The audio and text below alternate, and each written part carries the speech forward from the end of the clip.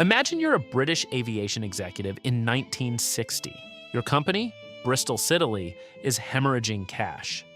The glory days of post-war aviation are fading, and the government is breathing down your neck to consolidate.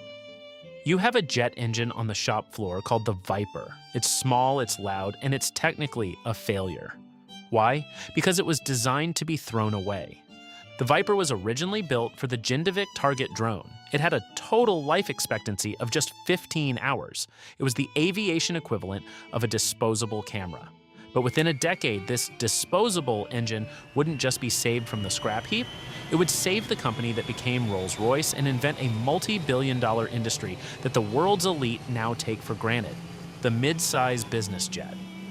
To understand how a throwaway engine saved a national icon, we have to look at the brutal math of 1950s engine development. Developing a new jet engine from scratch in the 50s cost tens of millions of pounds, money Bristol Siddeley didn't have. Most engines were being built for massive bombers or supersonic interceptors. They were too big, too thirsty, and far too expensive for anything else. The Viper was different. Because it was meant for a drone, it was stripped of complexity. It used a simple 7-stage axial compressor. It didn't need exotic, expensive alloys because it wasn't expected to last long enough to melt. It was cheap to build, but its market was tiny. Once the military bought their target drones, the Viper's story was supposed to end. But then the new money of the 1960s arrived. Before 1960, if you were a CEO or a high-net-worth individual, private aviation meant a cramped, vibrating propeller plane like a Beechcraft or a surplus military transport. They were slow, loud, and frankly, unprestigious. There was a massive gap in the market. On one end, you had the massive commercial jets like the Boeing 707. On the other, you had small props. There was nothing in the middle. The problem was that no one could justify building a small jet engine just for civilian businessmen. The R&D costs would never be recovered. This is where the Viper's disposable nature became its greatest strength. Because the Viper already existed and because it was designed for simplicity, engineers realized they could civilianize it for a fraction of the cost of a new design. They traded some of its lightness for durability, replacing the short-life components with standard parts. The result was the Viper 20. It wasn't the most efficient engine in the sky, but it was the most available.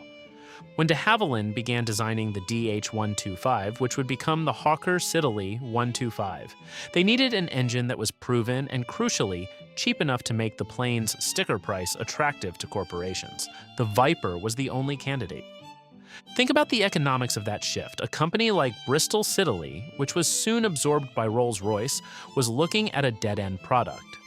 Instead, by pivoting to the executive market, they opened up a recurring revenue stream that lasted for decades. But it wasn't just about selling the engine. It was about the shift in the business model. In the airline world, as we've seen, the profit is found in the margins, the $7 per passenger. In the world of the Viper engine, the profit was found in the mid-size category. The HS-125, powered by the Viper, became the gold standard for business travel. It could fly at 400 knots above the weather, with a cabin that felt like a boardroom. Suddenly, the disposable engine was powering the fleets of the world's most powerful companies. Rolls-Royce, having taken over Bristol Siddeley, found themselves in possession of a cash cow. The Viper was so reliable and so simple to maintain that it became the backbone of the executive jet boom. Over 5,500 Vipers were built. They weren't just in the HS-125, they were in the Piaggio Douglas, PD-808, and various military trainers across the globe. Let's break down why this specific engine saved the balance sheet. In aviation, the aftermarket is where the real money lives. When you sell a jet engine, you aren't just selling a piece of hardware. You're selling a 30-year contract for spare parts, turbine blades, and overhaul services. Because the Viper was a 1950s design being used in the 70s and 80s, the tooling was already paid for.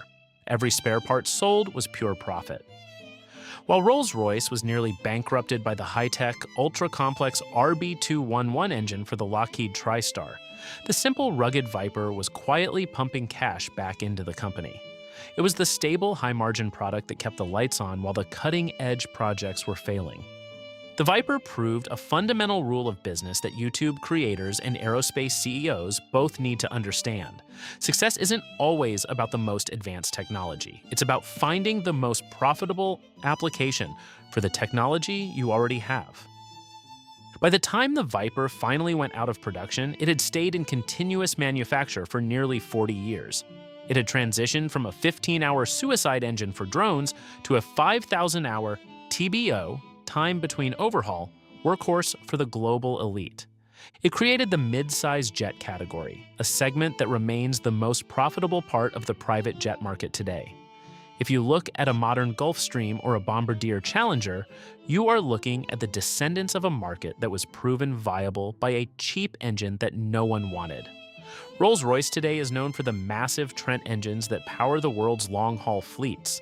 But in the 1960s and 70s, when the company was on the brink of collapse and nationalization, it wasn't the giants that saved them. It was a small, loud, disposable engine called the Viper. It's a reminder that in business, your greatest failure is often just one pivot away from becoming your greatest asset. The ticket to saving a billion-dollar company wasn't a new invention. It was a 15-hour drone engine that refused to die. And if you want to know how the rival American companies responded, starting a jet war that led to the creation of the Learjet and the demise of other aviation giants, that's a story for the next video. Let us know if you want to see that one.